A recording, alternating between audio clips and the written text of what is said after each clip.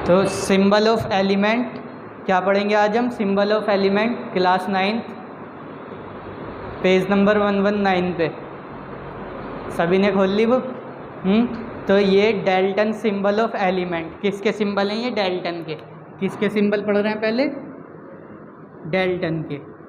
जाहिर सी बात है डेल्टन के सिंबल है, और डेल्टन ने ही सबसे पहले एटम के बारे में बताया है। तो ये सिंबल भी कौन से हैं? काफ़ी पुराने सिंबल है, काफ़ी पुराने सिंबल है, इन्हें हम अब नहीं पढ़ते, ठीक है। तो डेल्टन ने हाइड्रोजन के लिए सिंबल दिया एक गोला और उसके बीच में डॉट, ये हाइड्रोजन के लिए। इसी प्रकार से डेल्टन ने कार्बन के लिए सिंबल दिया पूरा एक गोला ब्लैक फिल, ठीक है, ब्लैक से फिल हुआ हुआ। इसी टाइप से पूरी बुक में दिए हुए हैं सिंबल, हाइड्रोजन के लिए, कार्बन के लिए, ऑक्सीजन के लिए क्या सिंबल है, ठीक। इन सिंबल को सभी एक बार ध्यान से देख लेंगे। ये सिंबल पूछे नहीं जाते, काफ़ी पुराने सिंबल हैं। आजकल के जो मॉडर्न सिंबल है ना वो इम्पोर्टेंट है। जैसे हाइड्रोजन के लिए हम लिखते हैं H, सिल्वर के लिए हम लिखते हैं Ag, आयरन के लिए हम लिखते हैं Fe। तो ये कौन से हैं? मॉडर्न है, नए ज़माने के। तो हम सिर्फ और सिर्फ मॉडर्न वाले पे ही ध्यान देंगे, ये पुराने हैं, ठीक है। इस पुराने को आप एक बार बुक में देख लेना बस, ठीक। इन पुराने को बुक में देख लो एक बार सारे बच्चे ध्यान से।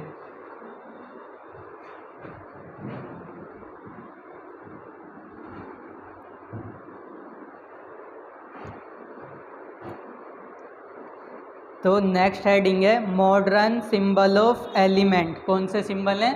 मॉडर्न। कौन से हैं? मॉडर्न।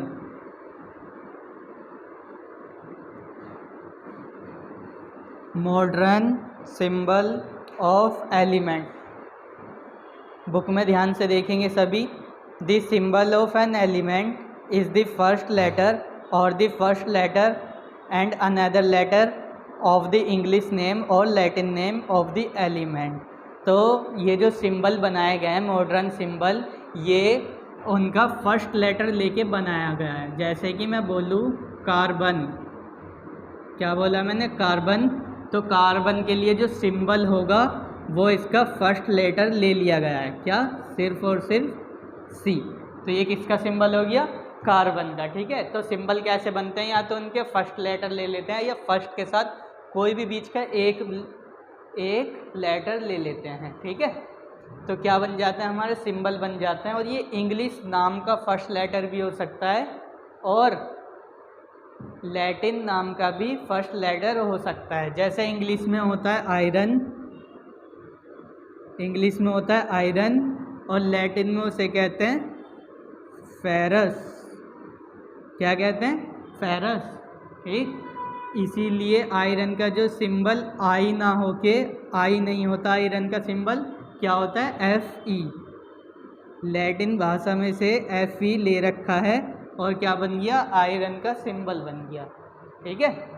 तो ये जो साइंस लिखी गई है ज़्यादातर यूनानी भाषा, लैटिन भाषा, ग्रीक भाषा में लिखी गई है। तो सिंबल भी वहीं से आए हुए हैं, ठीक है।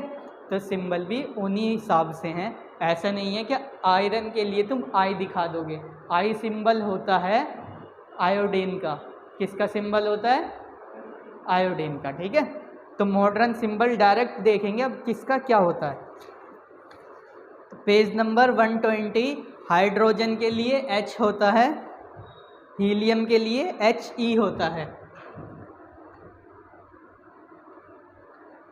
हाइड्रोजन के लिए H, हीलियम के लिए He, लिथियम के लिए Li, बोरॉन के लिए B, कार्बन के लिए C, नाइट्रोजन के लिए N, ऑक्सीजन का O से डिनोट करते हैं, फ्लोरीन के लिए F, नियोन के लिए Ne, मैग्नीशियम के लिए Mg, एल्युमिनियम के लिए Al, सिलिकॉन के लिए Si, फॉस्फोरस के लिए P। ऐसे ही आपको सभी के सिंबल ध्यान रखना है, ठीक। तो सभी के सिंबल इनके नाम का फर्स्ट या सेकंड लेटर होते हैं। एक या दो लेटर आपस में लेने से इनके क्या बन जाते हैं?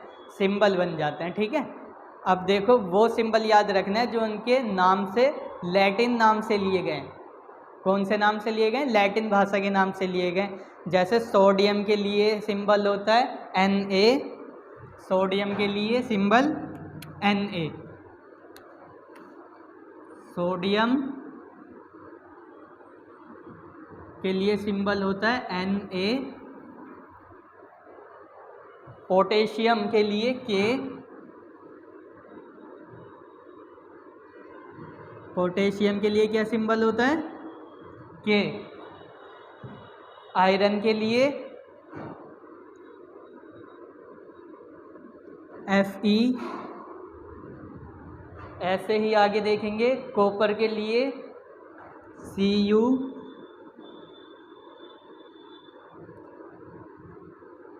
कॉपर के लिए सिंबल होता है Cu, सिल्वर के लिए Ag और गोल्ड के लिए Au, मरकरी के लिए Hg,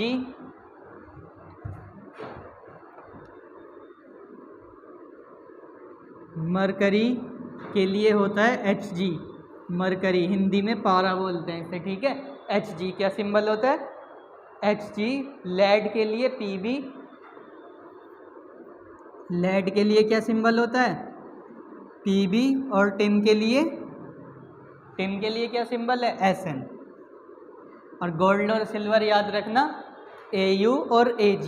सोडियम के लिए Na इसीलिए सिंबल लिया गया है क्योंकि लैटिन भाषा में इसका नाम नेट्रियम होता है, और पोटेशियम का नाम कैलियम होता है, आयरन का नाम फेरम होता है, कॉपर का नाम कपरम, सिल्वर का नाम अर्जेंटम, गोल्ड का नाम ओरम, मरकरी का नाम हाइड्राग्रम, लेड का नाम प्लम्बम और टिन का नाम स्टेनम लैटिन भाषा में होता है। तो वहीं से इनके एक एक अक्षर शुरू के ले रखे हैं, इनका क्या बना दिया है? सिंबल बना दिया है, ठीक है। अब नेक्स्ट हेडिंग क्या है? पेज नंबर 121 पे सिंबल सभी।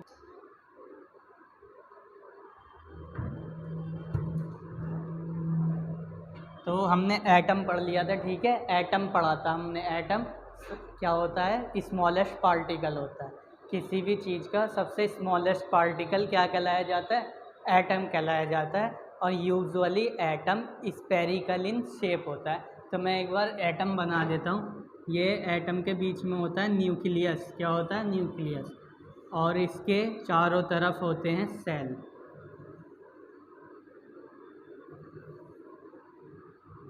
तो ये क्या है? हमारी एटम की स्ट्रक्चर है।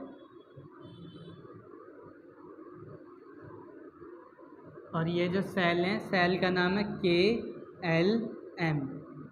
अब ध्यान से देखो एटम में होता क्या है। ये जो बीच में न्यूक्लियस है, इसमें सब एटॉमिक पार्टिकल रहते हैं जिनका नाम प्रोटॉन और न्यूट्रॉन होता है। प्रोटॉन के पास प्लस चार्ज है और न्यूट्रॉन के पास कोई भी चार्ज नहीं है। न्यूट्रॉन के पास 0 चार्ज है। अब ये जो इसके बाहर जितने भी सेल हैं, K cell, L cell, M cell या N सेल, जितने भी सेल हैं इनमें रहते हैं इलेक्ट्रॉन्स। कौन रहते हैं इनमें? इलेक्ट्रॉन्स। कौन रहते हैं इन सेलों में? इलेक्ट्रॉन्स। ये मान लो ये इलेक्ट्रॉन है, ये इलेक्ट्रॉन है, ये इलेक्ट्रॉन है और ये इलेक्ट्रॉन है। और ये इलेक्ट्रॉन गोल गोल इन रिंग्स में घूमते रहते हैं, ठीक है। इसमें कौन रहते हैं? इलेक्ट्रॉन्स रहते हैं। अब पढ़ेंगे क्या हम कि ये स्टेबिलिटी कैसे कायम रखते हैं अपनी। कोई भी एटम कैसे स्टेबल रहता है या कैसे केमिकल रिएक्शन करता है, क्यों दूसरों से जुड़ता है, क्या नीड आ पड़ी। तो स्टेबिलिटी पढ़ने के लिए हमें क्या जानना है? ये जो सेल हैं, K cell, L cell, M cell, K cell, L cell और M सेल, इनमें जो इलेक्ट्रॉन रहने के जो संख्या है, इलेक्ट्रॉन रहने का जो नंबर है, वो क्या होता है? हमेशा फिक्स्ड होता है। नंबर ऑफ इलेक्ट्रॉन्स इसमें क्या होगा? फिक्स्ड होगा।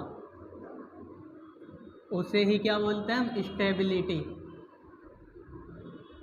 स्टेबिलिटी या इलेक्ट्रॉनिक कॉन्फ़िगरेशन बोलते हैं।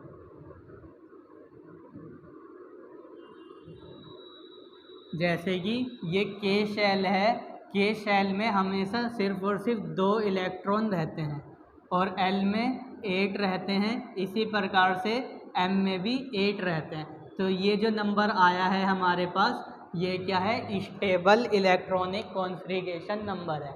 अगर कोई भी किसी के पास भी इस नंबर में इलेक्ट्रॉन्स हैं तो वो एटम या कंपाउंड अपने आप में स्टेबल है और उसे किसी से रिएक्शन करने की ज़रूरत ही नहीं होती।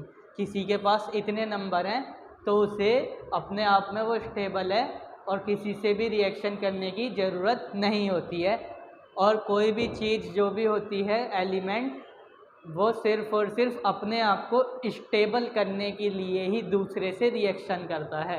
अपने आप को स्टेबल करने के लिए ही दूसरे से रिएक्शन करता है। जैसे कि आप देखो बोर्ड पे सोडियम लिखा है मैंने और ये क्लोरीन लिखा है।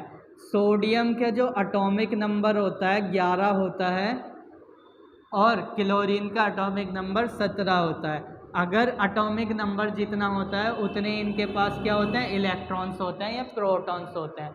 एटॉमिक नंबर सोडियम का 11 है तो इसके पास इलेक्ट्रॉन भी कितने होंगे? 11 ही होंगे। वो 11 इलेक्ट्रॉन कैसे होंगे? 2 तो इसमें होंगे और बचे हुए 8 इसमें होंगे और 1 इसमें होगा। ठीक है, तो अगर सोडियम की इलेक्ट्रॉनिक कॉन्फ़िगरेशन बनाऊँ तो कैसे बनाऊंगा? KLM, ये सोडियम की KLM सेल है जिसमें K में तो 2 हैं, L में 8 हैं। 8 और 2 10 हो गए, 1 बचा क्योंकि टोटल 11 थे। M में कितना इलेक्ट्रॉन होगा इसके? सिर्फ और सिर्फ 1 इलेक्ट्रॉन होगा, सिर्फ और सिर्फ 1 इलेक्ट्रॉन होगा। ऐसे क्लोरीन का बनाऊँ अगर मैं KLM 2 8 और 7, 8 और 2 10 और 7 17, तो ये इसकी इलेक्ट्रॉनिक कॉन्फ़िगरेशन है। अब इस इलेक्ट्रॉनिक कॉन्फ़िगरेशन को हम स्टेबल वाली इलेक्ट्रॉनिक कॉन्फ़िगरेशन से देखेंगे, इस वाली से, स्टेबल वाली से। अगर ये नंबर इससे मैच कर गया तो चीज़ स्टेबल है, अगर नहीं मैच करा तो चीज़ अनस्टेबल है। और हर एलिमेंट अपने आप को स्टेबल करने के लिए ही रिएक्शन करता है। ठीक है, अगर मान लो हमारा ये भारी सेल है, आउटर मोस्ट सेल है, सबसे बाहर वाला आउटर मोस्ट सेल है। आउटर मोस्ट सेल में कितने हैं? सिर्फ और सिर्फ 1 इलेक्ट्रॉन। अब देखो अंदर तो 2 हैं, 2 है, 8 है, 8 है, यहाँ तक तो ठीक है। लेकिन इसमें भी क्या होने चाहिए थे? इसके 8 होने चाहिए थे। क्या होने चाहिए थे? 8 होने चाहिए थे। अब एक रास्ता है, एक रास्ता ये है, या तो सोडियम को कोई 7 इलेक्ट्रॉन दे दे, ये किसी से 7 इलेक्ट्रॉन ले ले तो इसके पास कितने हो जाएंगे? 8 हो जाएंगे। इसके पास कितने हो जाएंगे? 8 इलेक्ट्रॉन हो जाएंगे और सोडियम क्या हो जाएगा? स्टेबल हो जाएगा। लेकिन 7 इतना ज़्यादा बड़ा नंबर है कि इसे कोई भी अपने 7 इलेक्ट्रॉन नहीं देगा। कोई भी सोडियम को अपने 7 इलेक्ट्रॉन नहीं देगा कि 7 इलेक्ट्रॉन ले जा और स्टेबल हो जा, नहीं। तो सोडियम को क्या करना पड़ेगा? अपना ही 1 इलेक्ट्रॉन दे देना पड़ेगा और सोडियम यहाँ पे क्या हो गया? स्टेबल हो गया। 2 और 8 इससे मैच कर गया अच्छे से। ठीक है, तो अगर किसी के आउटर मोस्ट में 1 इलेक्ट्रॉन है तो वो दे देगा और 2 है तो वो क्या करेगा? या तो उसे कोई 6 दे दे या अपने 2 किसी को दे दे, 2 भी वो दे देगा। अगर 3 है तो 3 इलेक्ट्रॉन को भी दे देगा। और किसी का आउटर मोस्ट में 4 है, 4 वाला क्या हो जाएगा? कंफ्यूज हो जाएगा। कंफ्यूज का मतलब 4 वाला दूसरे से कहेगा कि तू मुझे अपने 4 इलेक्ट्रॉन दे दे, मैं स्टेबल हो जाऊंगा। दूसरा वाला कहेगा तू ही जो मुझे अपने 4 दे दे, मैं ही हो जाऊँ स्टेबल पहले। ठीक है, तो 4 में कन्फ्यूजन है, ना ये देंगे ना ये लेंगे, ये दूसरे टाइप से रिएक्शन करेंगे। वो टाइप काफ़ी आगे आएगी जब पढ़ेंगे। और 5 वाला, जिसका आउटर मोस्ट में 5 इलेक्ट्रॉन होंगे, वो हमेशा 3 इलेक्ट्रॉन लेगा ही लेगा, अपने 5 नहीं दोगे वो किसी को भी। वो कहेगा तू ही मुझे अपने 3 दे दे, मैं 5 नहीं देने वाला, तू मुझे अपने 3 इलेक्ट्रॉन दे दे। और जिसके आउटर मोस्ट में 6 हुए वो भी क्या कहेगा? मैं 6 बिल्कुल भी नहीं दूंगा अपने, कोई मुझे ही 2 इलेक्ट्रॉन दे दे, मैं ही उसका एहसान मान लूँगा और मैं स्टेबल हो जाऊँगा। और ऐसी 7 वाला भी क्या चाहेगा कि कोई मुझे अपना 1 इलेक्ट्रॉन दे दे। ठीक, और 8 वाला तो स्टेबल हो ही जाएगा अपने आप क्योंकि इससे मैच कर जाएगी। ठीक, तो इसीलिए इस प्रकार से देख के हम क्या करते हैं, रिएक्शन करते हैं। तो सोडियम का आउटर मोस्ट में क्या है, 1 है, 1 है, सिर्फ 1 रुपया मान लो सोडियम पे, सोडियम 1 रुपया दे देगा तो उसका कुछ घट थोड़ी ना जाएगा ज़्यादा, वो तो स्टेबल हो जाएगा। तो सोडियम क्या कहता है, यार जल्दी से मेरे से 1 इलेक्ट्रॉन ले जाओ कोई, मैं स्टेबल हो जाऊँ, जल्दी से मेरे से 1 इलेक्ट्रॉन कोई ले जाओ, मैं स्टेबल हो जाऊँ।